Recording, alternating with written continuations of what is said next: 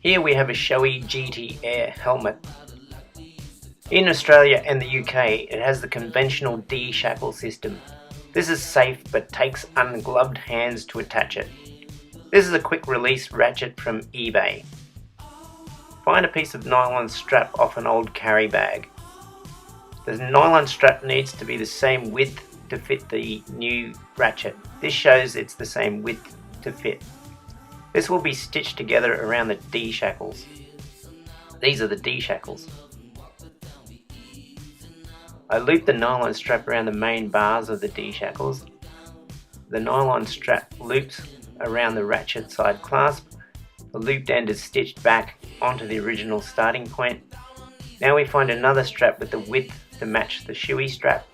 Unpick the strap to obtain the double D plastic attachment. We'll call this Dolly Parton. What a beautiful set of teeth. On the Shoei strap, we need to take the clip button off. I used cutting pliers and a butter knife. You squeeze under the clip and prise with the knife.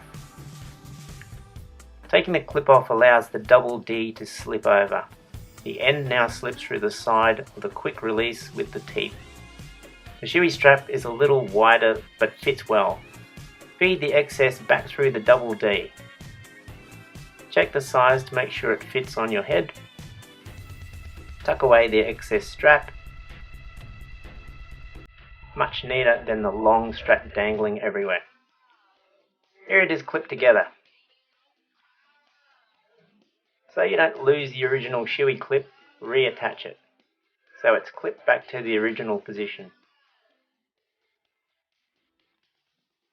Here we see it in action. Some advantages are neatness. It can be installed with your gloves on. Sounds good when you click it. Makes a carry handle for your helmet.